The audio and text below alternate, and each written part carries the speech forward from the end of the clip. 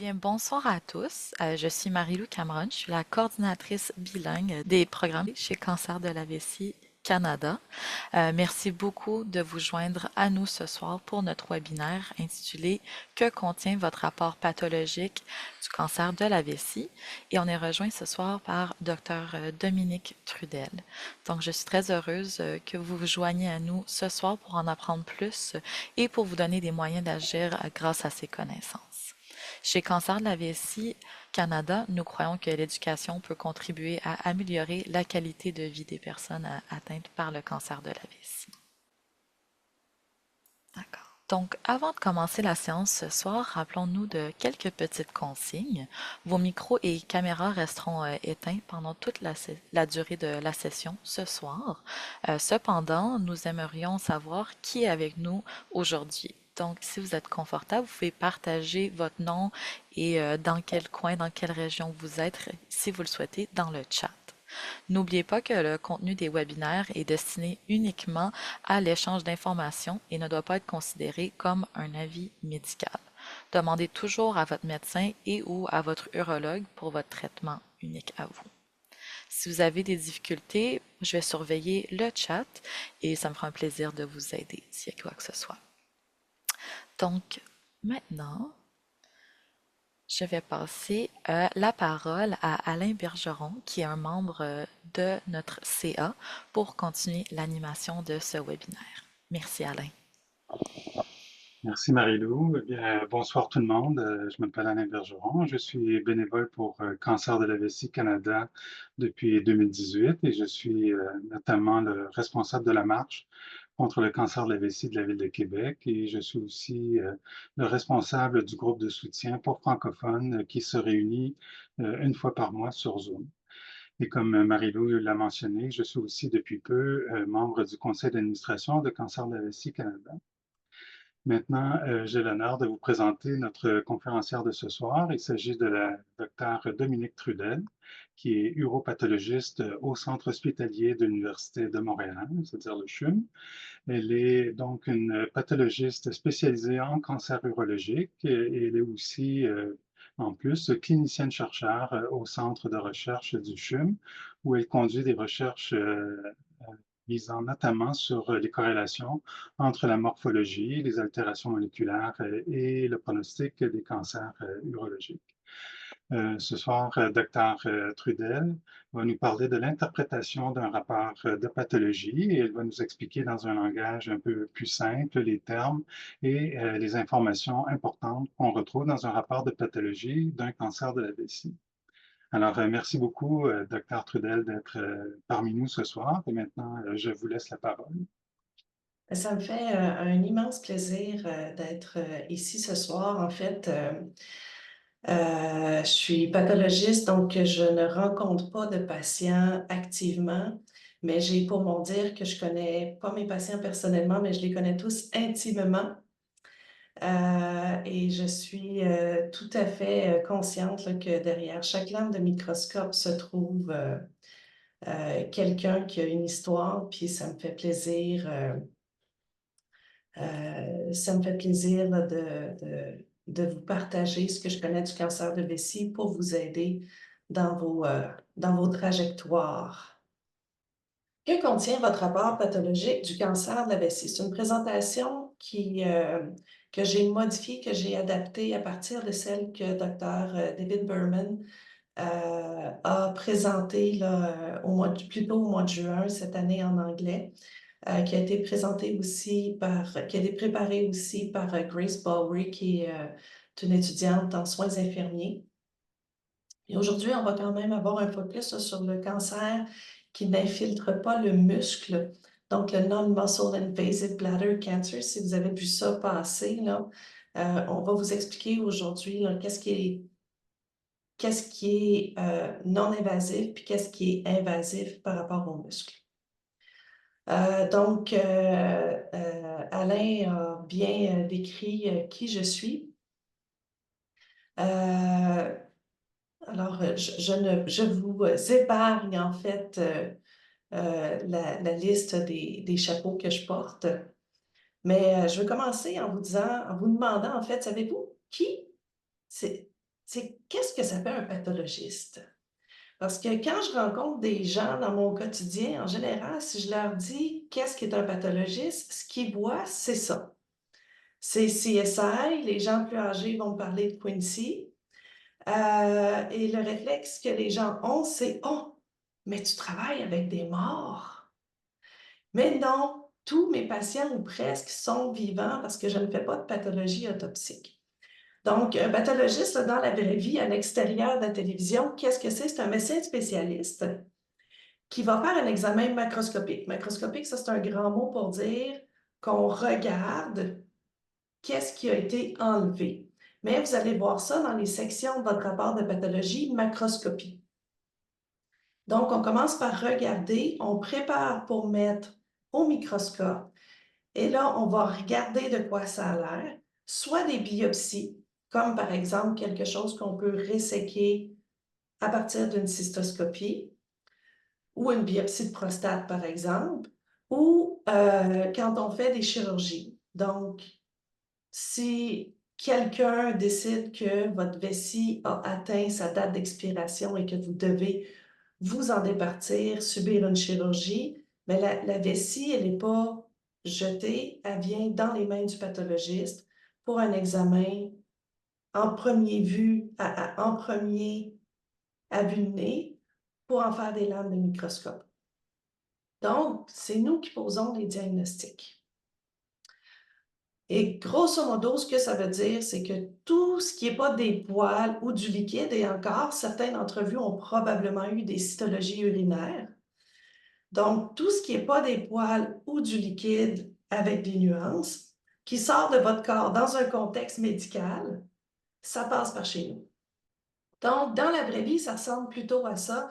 Donc, ici, j'ai un de mes collègues qui est en train probablement justement de faire des cytologies urinaires et qui est en train d'enseigner à un résident qui est aujourd'hui diplômé.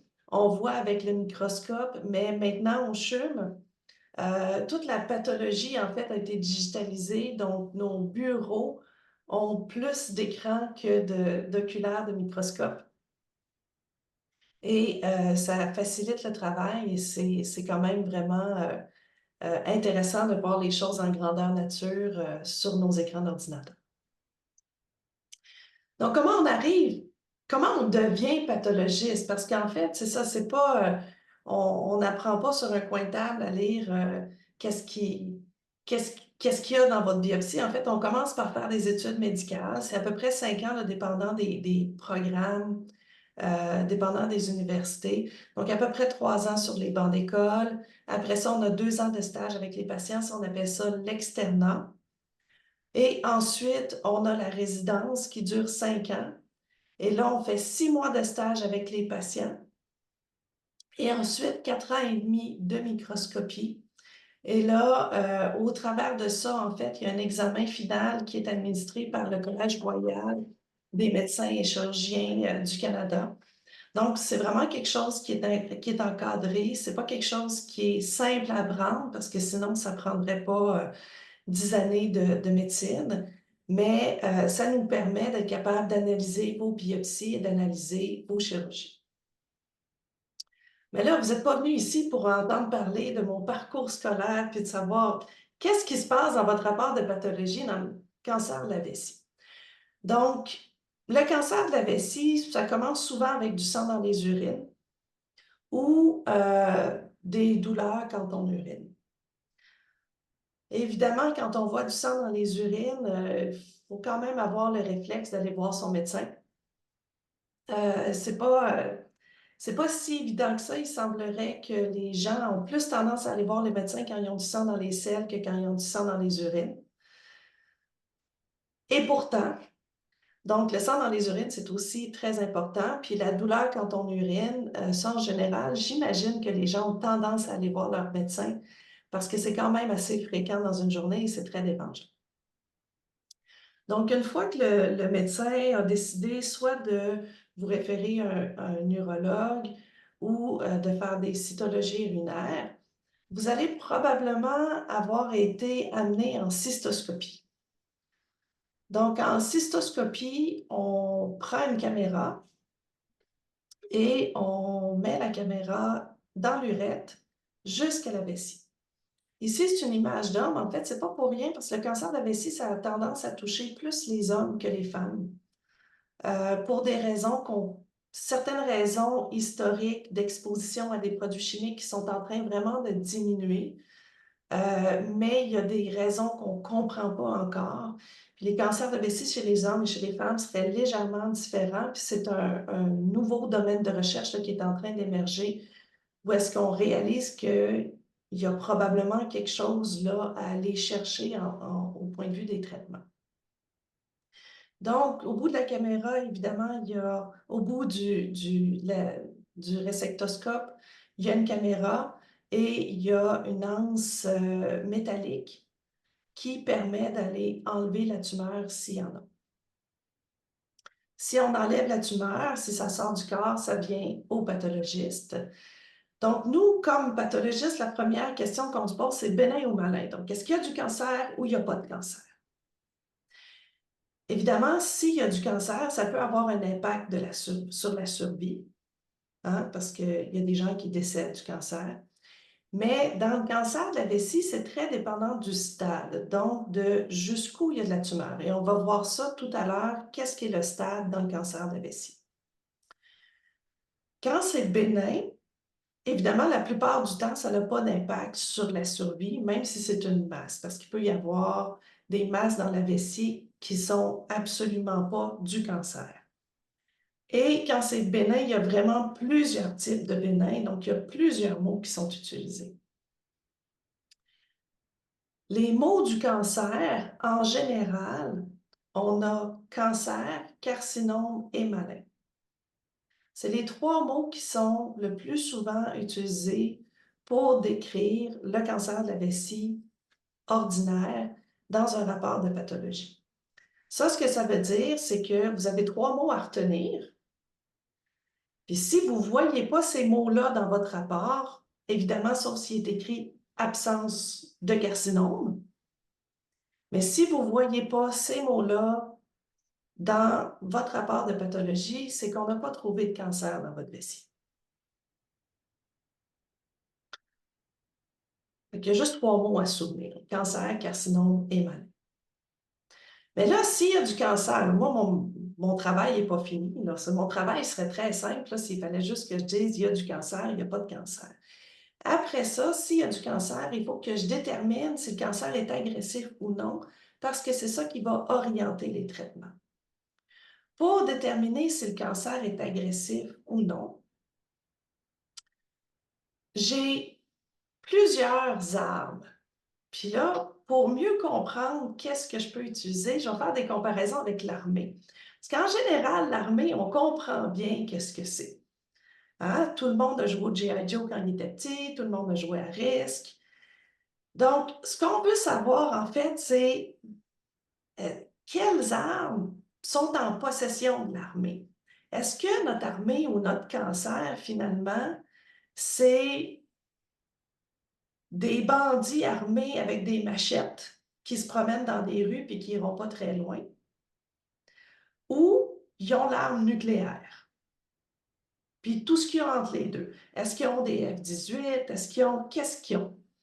Ça, c'est une des choses qui nous permet de savoir si l'armée a des chances de nous envahir ou non.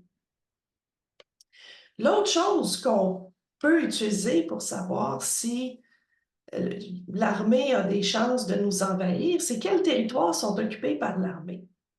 Évidemment, nos petits bandits de rue avec des machettes qui ont envahi Montréal-Nord, ben, ils ont peu de chances de se rendre à Toronto. Par contre, si on parle des États-Unis ou de la Chine, qui ont déjà des bases militaires un peu partout, s'ils veulent aller à Toronto, ils vont aller à Toronto. Donc, on a deux choses qui, en général, vont quand même ensemble. Plus tu as des bonnes armes, plus tu as de chances d'envahir de pays, mais qui ne vont pas toujours ensemble. Donc, si on revient à la pathologie, là, parce qu'évidemment, moi, je n'ai jamais été sergent dans l'armée, fait que vous avez eu toutes mes connaissances militaires. Mais en fait, les armes dont l'armée dispose, c'est ce qu'on appelle le grade. Est-ce que la tumeur a l'air méchante ou pas? Est-ce qu'elle ressemble à une vessie normale ou pas? Et si elle n'y ressemble pas, combien loin elle est de la vessie normale? Puis après ça, les territoires qui sont occupés par l'ennemi, c'est le stade. Donc, on a nos armes et on a où est-ce que la tumeur s'est rendue. Donc là, le stade, je connais ses risques, hein? Évidemment, dans la vessie, c'est quand même un peu particulier. C'est quand même un peu particulier parce qu'on a des cancers, si on veut, qui sont standards. Donc, ce qu'on voit ici, là, c'est les couches de la vessie parce que tous les organes ont une structure. Donc, si vous éraflez votre peau, vous allez voir qu'il y a un petit... Ou si vous avez un coup de soleil, il y a comme une couche qui va peler à un moment donné, mais vous n'aurez pas de vaisseau sanguin en dessous parce qu'il y a une couche de kératine par-dessus votre peau. Donc, tous les organes ont un revêtement qui permet la fonction. Donc, la vessie, c'est un récipient. Donc, ce qu'on a, c'est de l'urothélium, puis je vais vous en montrer tantôt. Après ça, on a la lamina propria ou le chorion, qui sont des mots scientifiques pour dire le truc qui tient tout ça ensemble. C'est comme l'espèce de sac qui tient l'urothélium ensemble, donc ce qui est fonctionnel. Et après ça, on a le muscle qui va nous aider à éjecter la vessie quand on en a besoin. Et du gras, parce que ça, c'est toujours bon d'avoir un peu d'isolant autour de nos organes, ça les protège. Donc, quand on parle du stade, on a des tumeurs dans la vessie qui envahissent en fait pas la structure de la vessie, mais le vide qu'il y a dans la vessie. Donc, si on imagine une armée, là, au lieu d'être l'Allemagne qui va envahir la Pologne, c'est comme si l'Allemagne avait fait monter un ballon en haut de l'Allemagne, puis là, le ballon, il se promène dans les airs. Il n'est pas très méchant, hein? Il n'est pas très méchant parce qu'il y a comme, en termes de travail de cancer, là, il ne s'en va pas dans le bon sens. Et après ça, on a des cancers qu'on appelle T1, T c'est pour tumeur, qui vont envahir l'espèce de sac qu'il y a autour de l'urothélium, donc la lamina propria, mais qui ne toucheront pas aux muscles. Et là, à partir du moment où on envahit le muscle, là, on parle des T2, des T3 qui vont se rendre jusqu'au gras. Et à partir de T2 et T3, c'est un signe, en fait, que vous aviez bien des chances que votre vessie se rende dans mes mains parce que vous devrez subir une chirurgie ou un traitement radical. Aujourd'hui, on va surtout parler de ces cancers-là, en fait, qui ne touchent pas le muscle. Donc, les cancers papillaires qui envahissent comme au-dessus des pays au lieu d'aller envahir les pays à côté. Pas très efficace. Les cancers qui ont envahi juste un petit peu, puis le reste, on n'en parlera pas aujourd'hui ou à peu près pas. Donc, en anglais, c'est Non-Muscle Invasive Bladder Cancer. Si vous faites des recherches sur Google, vous allez probablement trouver là, cette abréviation-là. Et quand ça envahit le muscle, c'est Muscle Invasive Bladder Cancer. Donc, le carcinome papillaire, là, celui, l'espèce de montgolfière qui est au-dessus du pays puis qui s'en va dans le vide de la vessie, c'est ce qui est le plus fréquent, heureusement. Par contre, ça a la mauvaise habitude de souvent récidiver. Donc, si on les laisse aller sans les traiter, ça a tendance à récidiver. On préconise un traitement local et ça a un excellent pronostic. Donc, vous voyez ici, là, c'est comme un peu en mauve, c'est l'urothélium, là, donc la partie qui est fonctionnelle de la vessie. Et ça fait comme un arbre, si vous voulez, là, dans l'espace vide de la vessie.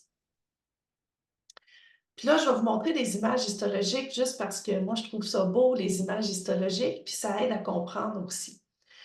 Donc, ce que vous voyez ici, qui est plus foncé, qui est un peu plus mauve, c'est ce qu'on appelle l'urothélium. Donc, l'urothélium, c'est fascinant, en fait, parce que ça peut s'étirer. Tu sais, quand on dit les gens qui ont des vessies de chameau, là, ben, c'est que l'urothélium n'est pas nécessairement plissé, mais il a la capacité de s'étirer comme un élastique. Puis ce qu'on voit ici en dessous en rose, c'est la lamina propria, c'est le sac qui contient, qui sert à tout tenir avec l'urothélium. Ce que vous voyez de rose ici, là, de vraiment plus rose, il ne faut pas s'inquiéter, c'est juste des globules rouges. Donc, c'est des globules rouges. Donc ici, la lamina propria, le petit sac, va aller s'assurer que tout tient bien, qu'il y a du sang qui arrive à l'urothélium, puis c'est son rôle en particulier. Quand vous regardez ça, vous n'avez pas besoin de connaître tous les détails, mais quand on regarde ça, on a une certaine impression d'ordre. On a une impression où est-ce que les noyaux, ils sont alignés ensemble. Ils se ressemblent tous. On a une couche ici qui est un peu particulière. On les appelle les cellules parapluies. C'est nos cellules qui sont élastiques, qui peuvent s'étendre ou se rapetisser pour accommoder plus ou moins d'urine. Mais toutes nos cellules parapluies sont pareilles. Les cellules en dessous, ils sont pareilles. Il n'y a pas grand-chose d'excitant. C'est joli, mais il n'y a pas grand-chose d'excitant. Quand on est dans une lésion papillaire, hein, parce que là, j'utilise le mot papillaire depuis tantôt, on parle, ça ici, c'est pas un cancer, c'est comme un pré-cancer, mais vous voyez l'espèce de couche de l'urothélium? Bien, avec les petits vaisseaux sanguins en milieu, c'est comme si c'était des doigts de gants. Et en fait, il y a une papille que vous connaissez déjà, c'est la papille gustative. Fait que ce soir, si vous avez envie, là, allez dans le miroir et regardez vos papilles gustatives. Mais le carcinome papillaire de la vessie, ça ressemble à ça. C'est comme des petits arbres avec les espèces. C'est mou comme les papilles gustatives. Mais c'est le même terme là, pour décrire les papilles. Donc, de l'urothélium qui fait des replis, qui fait comme un arbre. Une fois qu'on a déterminé qu'on était dans une lésion papillaire, donc qu'on a déterminé le stade, là, on va savoir c'est quoi les armes. C'est quoi les armes de notre lésion papillaire, de notre cancer papillaire. Quand on regarde dans du bas grade, en fait, je vais vous montrer le haut grade en premier, c'est plus parlant. Donc, si on revient à notre urothélium normal, voyez comment c'est tranquille, il n'y a rien qui se passe, tout est pareil partout. Puis là, regardez ici, là. Voyez-vous comment ce noyau-là est différent de celui-là? Les noyaux sont foncés, on a un gros noyau ici. Ça ici, ce que vous voyez là, c'est une cellule qui est en train de se diviser. Une autre cellule qui est en train de se diviser. Regardez, celle-là, elle est en train de se diviser, mais elle nous sourit. Elle nous nargue. Donc, c'est beaucoup moins organisé que ce qu'on voyait tantôt. Les cellules ont comme été échappées un peu partout, là. Quand on compare au bas grade, là, on est entre les deux. Je ne sais pas si vous voyez qu'on est entre les deux, mais on a quand même une certaine impression d'ordre. Mais on voit quand même, là, ce noyau-là, il est couché. Là. Toutes les autres sont debout, puis lui, il est couché. On a des noyaux qui sont un peu plus gros que les autres. On sent là, que même dans les noyaux qui sont supposés être organisés, il y a un certain désordre par rapport à ce qu'on a vu tantôt. Donc là, Le bas grade, ça a un excellent pronostic, puis le haut grade, ça a quand même habituellement un bon pronostic quand on est dans les carcinomes papillaires.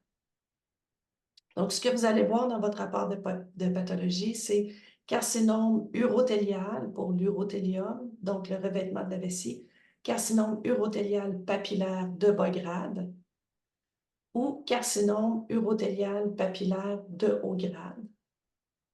Et après ça, normalement, vous devriez avoir un commentaire sur l'infiltration de la lamina propria. Est-ce que ça infiltre la lamina propria ou le chorion ou pas? Et vous devriez avoir un commentaire sur la présence ou l'absence de muscles propres. Donc, le gros muscle que je vous ai montré tantôt, et à savoir s'il y a de l'infiltration ou pas de ce muscle-là. Donc, une fois qu'on a été diagnostiqué avec un carcinome urothélial papillaire de bas grade, en général, on a un traitement et après ça, c'est une surveillance occasionnelle. Puis quand on a un carcinome de haut grade, là, on a une surveillance fréquente et une immunothérapie intensive. Ça, je vais vous en parler tout à l'heure. On a aussi ce qu'on appelle du carcinome in situ. Ça c'est comme la réserve. C'est l'armée de réserve. Les gens, ils se tiennent prêts à attaquer. Mais ils ont du temps, puis ils sont très armés. Ils ont des bonnes armes. Donc, c'est quand même plus rare, mais il y a plus de chances de progression parce que le carcinome papillaire, là, ça flotte dans le vide de la vessie. Le carcinome in situ, ben, il suit la ligne, donc il n'y a pas juste un point d'attache sur la vessie, il y a vraiment plusieurs points d'attache sur la vessie, donc ça lui donne plus de chances qu'il y ait quelqu'un qui dise « Hey, moi, j'ai hâte d'aller au combat, puis je fonce ». Donc ça, c'est une image de carcinome in situ. On voit en rose, ça c'est la lamina propria, donc on voit qu'il n'y a pas d'infiltration. Encore ici, le petit rose, c'est juste des globules rouges qui sont très, très, très entassés. Donc ça, il ne faut pas s'en occuper. Puis là, regardez les cellules au-dessus, là. Sentez-vous que ce n'est pas du tout ce qu'on a vu tantôt. Les noyaux sont gros, ils sont foncés. Ils sont empilés les uns sur les autres comme s'ils ne savaient plus c'était où le nord puis le sud. Donc, ça, c'est ce qu'on appelle le carcinome in situ. In situ, ça veut dire dans le site, donc qui n'a pas encore bougé. Au niveau de la progression, j'en ai parlé tantôt, la frontière à ne pas dépasser, dans le fond, c'est le muscle. Quand ça s'en va dans le gros muscle ici, on a gagné un traitement radical. Si on peut dire qu'on a gagné, il n'y a pas personne qui souhaite avoir de chirurgie vésicale. Celle que j'ai vue quand j'ai fait mes stages d'urologie me disait que c'était une bonne chirurgie parce qu'il faut le faire, mais que si on peut s'en passer, on va s'en passer. Donc, évidemment, ben, on le sait, donc si on a un carcinome urothélial papillaire de bas grade, on va préserver la vessie, donc on va donner des traitements locaux. Et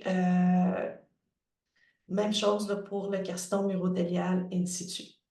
Donc, quand ça touche le muscle, on est rendu à un traitement radical parce qu'il y a beaucoup plus de chances que ça se généralise, donc que ça devienne un cancer généralisé.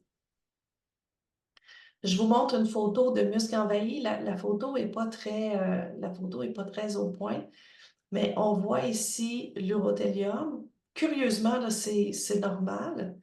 Puis vous voyez ici toutes les espèces de petites languettes puis des petits îlots mauves, là. Ça, c'est du cancer. Puis la grande couche rose, qui a l'air d'être ligneuse, d'avoir des fibres dedans, c'est le muscle de la vessie, qui s'appelle le détrusor, puis qui peut porter différents noms dépendant des endroits, là.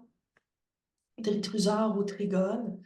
Et ce qu'on voit ici, c'est que les languettes mauves puis les îlots mauves sont rendus à l'intérieur du muscle.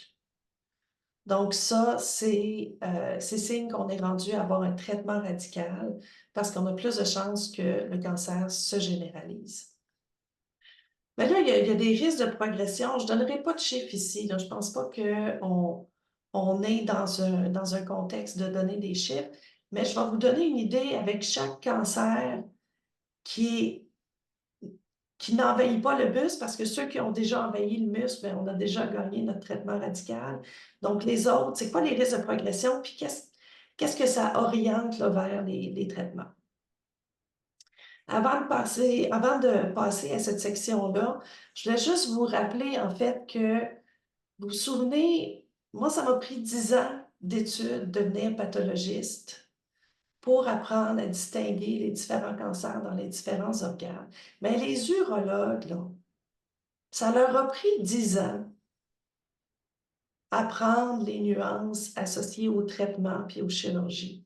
Puis ceux qui traitent des cancers de la vessie, souvent, ils travaillent en centre universitaire, donc ils en rajoutent 2 années de plus pour apprendre toutes les nuances qui sont associées à ça. Donc, c'est sûr qu'en 15 minutes, là, je ne peux pas tout vous expliquer sur le traitement du cancer de la vessie. Puis en plus, bien, heureusement, les pathologistes, on n'est pas les seuls guides pour orienter le traitement. Il y a d'autres choses que le rapport de pathologie qui orientent le traitement.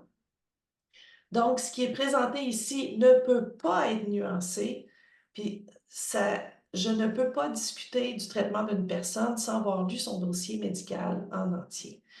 Mais ce que ça veut dire aussi, c'est que si vous avez l'impression de reconnaître, ah, moi, j'ai tel type de cancer avec tel grade, tel stade, puis c'est pas ça que mon médecin m'a proposé, bien, il y a probablement quelque chose qui justifiait ce qu'il y avait en dessous. Ça ne vous empêche pas de vous renseigner, mais il a probablement pris, le médecin ou la médecin ont probablement pris cette décision-là parce qu'il y avait quelque chose de particulier chez vous. Donc, faible risque de progression. Là, on parle des cancers qui n'envahissent pas le muscle. Puis souvent, là, les petits cancers papillaires là, qui flottent un petit peu dans la vessie, puis que s'ils veulent envahir, là, ils n'ont comme pas compris grand-chose. Là. Hein? Si tu veux envahir, puis mériter un vrai traitement, c'est par en bas que tu pousses, pas par en haut. Donc ça, c'est le fun pour les patients, par exemple. C'est pas nécessairement simple, mais c'est quand même plus plaisant. Donc, un faible risque de progression, c'est un carcinome papillaire de bas grade. Donc, vous vous souvenez, il y a un petit peu de désordre, mais pas trop. Donc, c'est un cancer, là, comme arme, là, il y a pas la bombe nucléaire, il y a probablement des bazookas. Probablement des bazookas. Il est tout seul. C'est sûr que si tu en as juste un, tu as moins de chances de progression que si tu en as 3. Et en plus, il est petit, il a moins de 3 cm, ça aussi. Plus ton cancer est gros, plus ça lui donne des points d'entrée pour aller vers le muscle. Donc, en général, quand on regarde à la cystoscopie, quand on regarde la vessie avec une caméra, les urologues sont quand même capables de prédire si ça va être un carcinome de bas grade ou pas. Fait que s'ils pensent que ça va être un carcinome de bas grade, évidemment, ils sont capables de voir si c'est tout seul puis si ça a moins de 3 cm.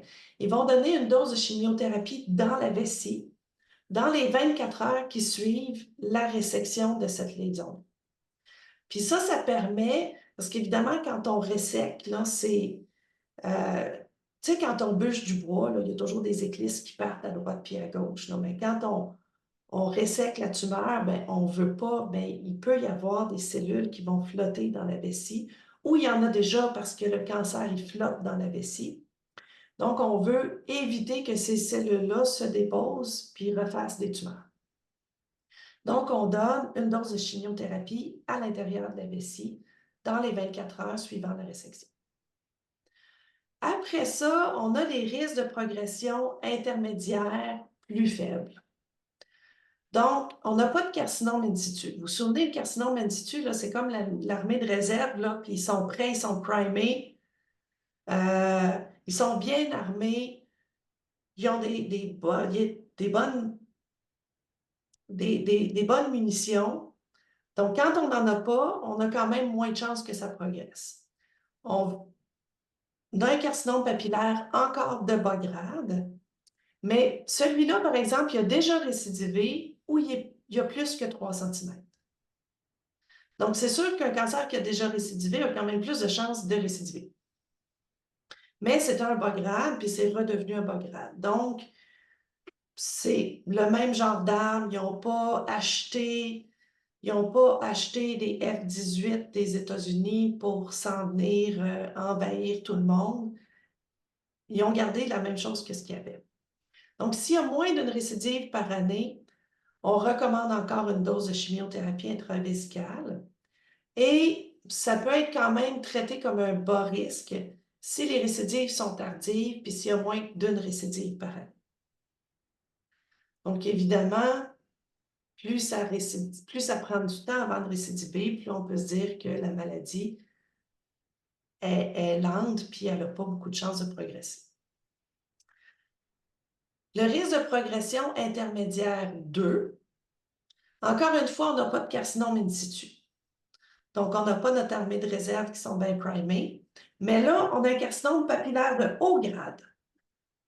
Donc, c'est encore le cancer qui flotte dans la vessie, mais là, il y a des meilleures armes pour avoir plus de chances de progresser. Par contre, il est encore tout seul, puis il y a encore moins de 3 cm. Donc là, ce qu'on suggère, en fait, c'est de la chimiothérapie intravésicale, mais pas juste une dose unique, moins de 24 heures avant, moins de 24, à l'intérieur des 24 heures suivant les résections. On attend un certain temps, on donne la grosse dose de chimiothérapie dans la vessie, et là, on peut faire des traitements de maintien avec la chimiothérapie ou avec de l'immunothérapie qui se fait encore dans la vessie aussi pendant un an de temps. Dépendant de certains paramètres, si votre tumeur, si le cancer a moins de 3 cm, mais qui est à peu près 2,8 cm à la cystoscopie, ou même 2,5 cm, ça se peut que l'urologue décide de le traiter comme un risque élevé de progression. Et là, les risques élevés de progression, c'est quand ça infiltre. Donc, au lieu de flotter dans la vessie, ça pousse par en bas, mais ça ne touche pas le muscle. Tant que ça ne touche pas le muscle, ça reste quand même sécuritaire. Et soit qu'on a un carcinome papillaire de haut grade, qui a déjà récidivé ou qui a plus que 3 cm, ou qu'on a du carcinome in situ, nos gars de réserve qui sont bien primés. À ce moment-là, on va attendre un petit peu, puis on va commencer de l'immunothérapie aux semaines. Puis là, pendant 6 semaines, donc c'est encore une fois un traitement intravésical. Puis après ça, aux 3 semaines, ça va durer 3 semaines, au mois 3, 6, 12, 18, 24, 30 et 36 ou à peu près. Donc à peu près à tous les 3 à 6 mois, 1 an, on va recommencer 3 fois le traitement d'immunothérapie dans la vessie.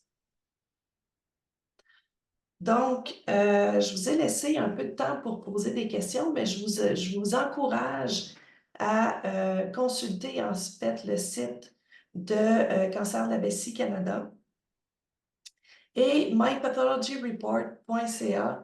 Je n'ai pas eu un mot à dire sur le nom du site, mais il y a du français sur mypathologyreport.ca.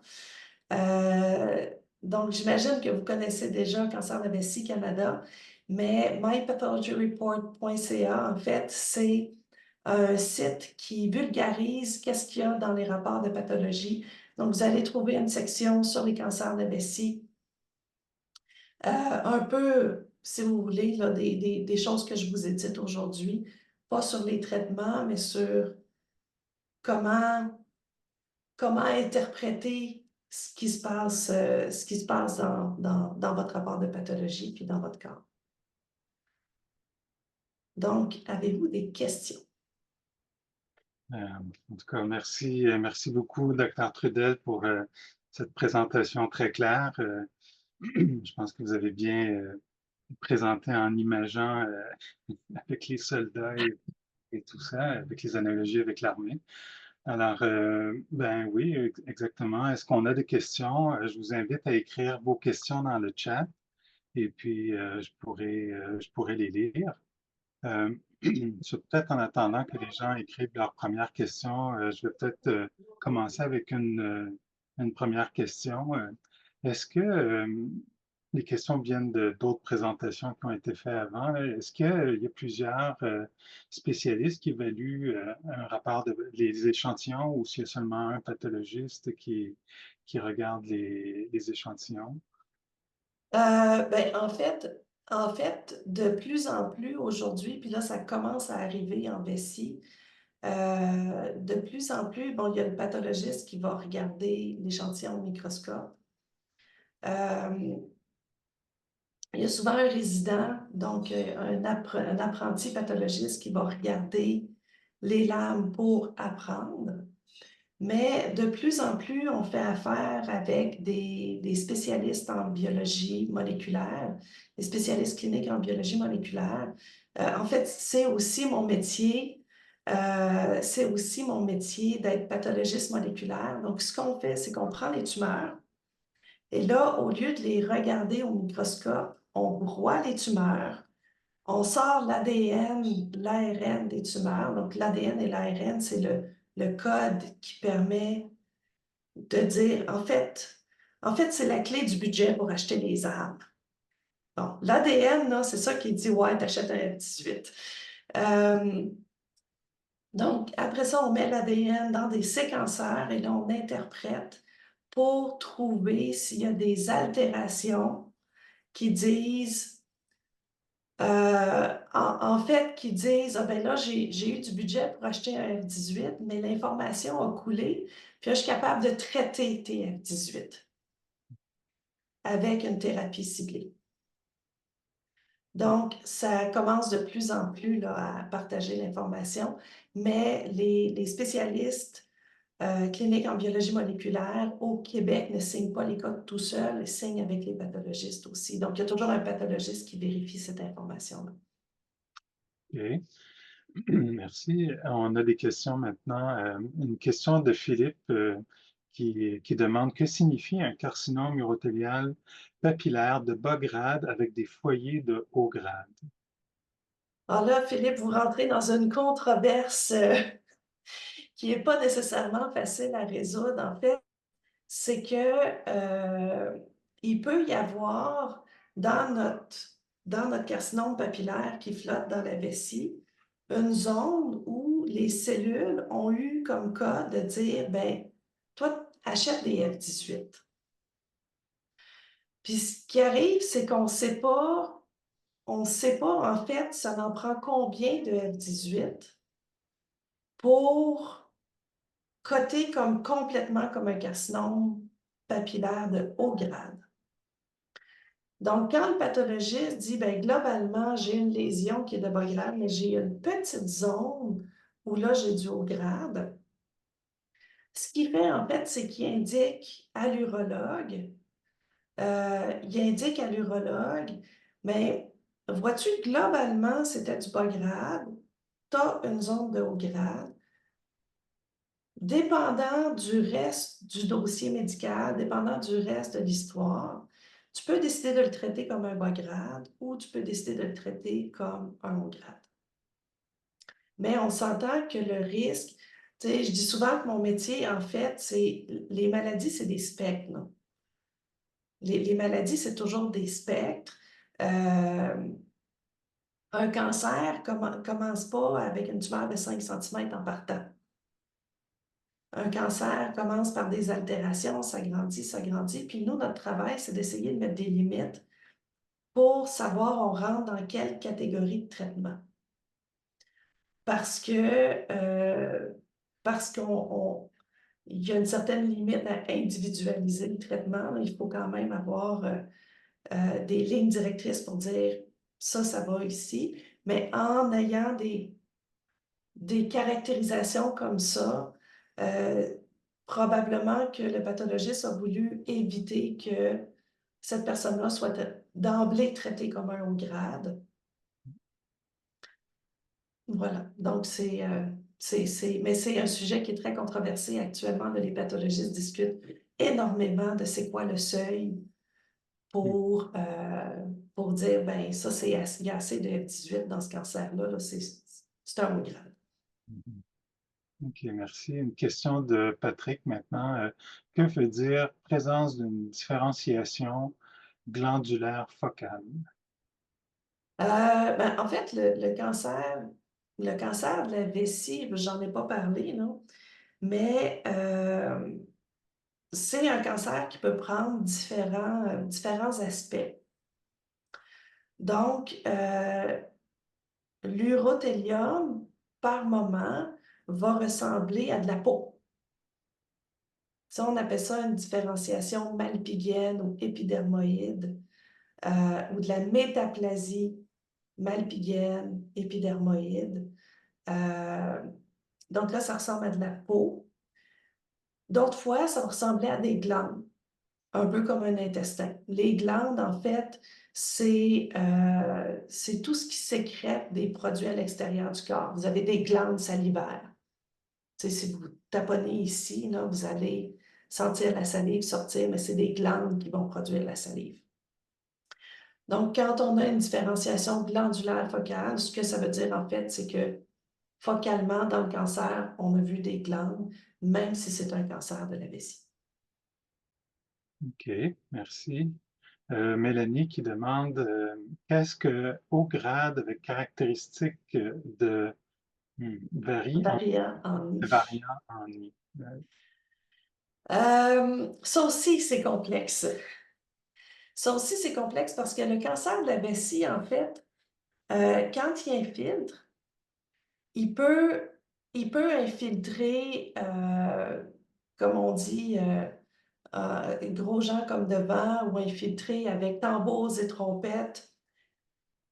Il est armé, les gros noyaux, c'est désordonné, puis il se présente, puis il va tout envahir, puis c'est évident, c'est écrit dans son front. Puis d'autres fois, le cancer va avoir l'air de ce que je vous ai montré dans le bas grade. Puis là, il va grandir en petits îlots qui ont l'air tout à fait tranquilles. Puis comme pathologiste, tu regardes la lampe, puis ben, voyons, il y a des petits îlots tranquilles dans la lamina propria, tu sais, le sac qui tient l'urothélium. Oh, il y a un petit îlot tranquille dans le muscle. Donc, c'est une sorte de cancer de la vessie qui est un pro dans l'art du camouflage. OK, merci. Monique qui veut savoir pourquoi vous n'avez pas abordé le sujet du cancer envahissant le muscle. Ben, on pourra faire un autre webinaire là-dessus. Mais dans le fond, une fois que le cancer envahit le muscle, il n'y a pas énormément d'apport du pathologiste. Nous, on va dire en fait jusqu'où ça infiltre, mais il y a peu d'apport du pathologiste dans le reste du traitement, là. Une fois que j'ai déterminé si c'est dans le muscle ou pas dans le muscle, le gros de mon travail est fait. Mhm. OK, merci. Il y a Élie qui veut savoir que veut dire les codes KI 67, P53 et CK20. C'est une excellente question. Donc, on a parlé tantôt du séquençage des tumeurs, là, d'aller vérifier qui gère le budget pour l'armée dans la vessie, mais avant ça, quand, comme pathologiste, on regarde les tumeurs, des fois, on a des questions. Des fois, c'est pas super évident. Évidemment, vous vous doutez, là, ça prend 4 ans et demi de microscopie pour apprendre à faire des diagnostics. Si les tumeurs, si les cellules, ils se plaçaient puis ils écrivaient cancer dans la vessie, là, j'aurais pas besoin d'autant d'études. Donc, c'est pas ça. Donc, des fois, il y a des specs, le carcinome in situ, tu peux être beaucoup moins atypique que ça. Tu as des lésions, en fait, intermédiaires entre le normal et le carcinome in situ. Donc, si tu veux aller le déterminer, le KI67, c'est une protéine qui est impliquée dans la division cellulaire. Donc, plus les cellules se divisent, plus on se doute que c'est quelque chose qui est agressif ou quelque chose qui se répare. Parce que quand on a une blessure, on a besoin que les cellules se divisent pour aller remplir Puis le Ki-67, c'est une protéine qu'on sait que les cellules qui l'expriment vont se diviser. Donc, ce qu'on fait pour le détecter, en fait, c'est qu'on a notre tissu ici, puis là, on a nos protéines ici. On va prendre un anticorps qui détecte le Ki-67. On va aller le mettre sur notre protéine. Et là, on va faire tout un tas de réactions pour finalement mettre de la couleur là-dessus. Donc, là où il y a du Ki-67, on va avoir du brun. Puis là où il n'y en a pas, on va mettre du bleu. Donc, on est capable de compter les cellules qui sont en train de se diviser. Mais ça nous indique s'il y a du cancer ou pas. Le P53, c'est le même principe, là, c'est tout le même principe où est-ce qu'on prend des anticorps et qu'on va les chercher. P53, c'est une des protéines qu'on appelle le gardien du génome, donc le gardien du budget. Puis quand P53 est altéré et muté, c'est comme si le général de l'armée venait de prendre le contrôle de la Banque du Canada. Là, il a le droit d'acheter ce qu'il veut. Donc, quand on détecte P53, on se doute qu'il y a du cancer. Puis le CK20, en fait, c'est une protéine qui sert à tenir la cellule ensemble. Et curieusement, dans les cancers de la vessie, c'est exprimé dans toute l'épaisseur. Donc, quand vous voyez les papilles, là, vous voyez l'urothélium. Quand il y a l'urothélium normal, c'est juste exprimé dans les cellules parapluies. Puis quand il y a du cancer, c'est exprimé sur toute l'épaisseur. Donc, les trois marqueurs ensemble, ça nous aide à déterminer si on est vraiment en face d'un cancer ou pas. Merci. Alors, Philippe qui a fait un commentaire qui vous remerciait parce qu'il est traité comme au grade avec du BCG. Et les autres vous remercient aussi. Alors, je pense qu'il n'y a pas d'autres questions. Si on a encore, est-ce qu'on peut prendre encore une autre question? J'ai une autre question pour vous, peut-être. Oui. Euh, c'est ça. Est-ce que, mettons, dans les tumeurs avec les stades, si on a une tumeur TA, si, admettons, on ne la traitait pas, est-ce qu'elle deviendrait une tumeur T2 puis une T3 ou si c'est une caractéristique des tumeurs? Pas nécessairement, en fait. Puis là, ce qui est problématique, ce qui est le plus problématique dans ces choses-là, c'est que la tumeur TA, donc qui est papillaire, là, qui se promène dans la vessie, ben, on a deux choix, soit on l'enlève, soit on la laisse là. Puis en général, quand on voit une tumeur, on essaye de l'enlever. Donc, c'est rare qu'on va laisser les tumeurs en place. Mais on sait que dans les cancers, dans ces choses-là, c'est pas tous les cancers qui vont progresser. Mais ça a beaucoup plus de chances de progresser si on la laisse en place que si on l'enlève. Mhm. Fait que je OK. sais pas si ça répond. Oui. Oui. Et puis, peut-être une autre question. Les récidives, quand on a des récidives de tumeurs non infiltrant le muscle, est-ce que c'est des récidives qui reviennent au même endroit ou de la première tumeur ou ça peut venir ailleurs? Est-ce que c'est parce que la première tumeur n'a pas été complètement enlevée ou c'est dû à autre chose? Ben, en fait, dans la vessie, il y a ce qu'on appelle un effet de champ. Champ chez A. CHAMP. Donc, quand on est exposé à des molécules qui causent le cancer, donc quand on a déjà eu un cancer, c'est qu'on a probablement été exposé à ces molécules-là. En général, les molécules sont dans l'urine. Puis, en général, ça, c'est quelque chose qui est super intéressant, puis que j'avais pas compris avant de rentrer en médecine. Mais tu sais, quand on passe à la vessie, là, si vous imaginez votre vessie maintenant, je suis persuadée que vous pensez qu'il y a de l'air dans la vessie, mais il n'y en a pas. C'est des faux vides, c'est des vides virtuels. Donc, quand il n'y a pas d'urine dans la vessie est toute repliée sur elle-même. À partir du moment où il y a de l'urine, là, la vessie, elle va se dilater un peu. Donc, quand on a de l'urine dans la vessie, c'est toute la vessie qui est exposée à l'urine. Et s'il y a des choses méchantes dans l'urine, ben, on est exposé aux choses méchantes partout. Donc, c'est sûr qu'on ne peut pas éliminer. C'est sûr que des fois, la tumeur peut ne pas avoir été resséquée au complet parce que dans les carcinomes papillaires, des fois, on a une petite épaule qu'on appelle, là, où est-ce qu'on voit que les cellules armées, ils descendent le long de l'urothélium. Donc, c'est pas toujours facile de tout l'enlever, mais ça peut récidiver ailleurs dans la vessie aussi, parce que quand on est exposé à l'urine, c'est toute la vessie qui est exposée à l'urine. OK, merci. Peut-être une petite question rapide aussi. Des fois, quand on regarde sur Internet là, pour le grade, on voit des grades 1, 2, 3. Et là, on parle maintenant de bas grade puis haut grade. Est-ce que c'est la même chose? On parle de la même chose? Ou... On parle à peu près de la même chose. Donc, les pathologistes, on aime ça vérifier si on concorde les uns avec les autres. On aime ça vérifier quand Dominique Trudel a dit que c'est un carcinome de haut grade. Elle aime ça vérifier que David Berman dirait la même chose aussi. Puis, dans les années 70 à peu près, il y avait une classification en 3 grades. Donc, bas grade, grade intermédiaire et haut grade. Puis là, on s'est rendu compte, en fait, que le grade intermédiaire n'était pas si facile que ça à démontrer ou à reproduire. Donc, si moi, j'appelais un grade intermédiaire, ben, peut-être que Dave Berman, il répondait pas la même chose. Puis, c'était vraiment plus difficile.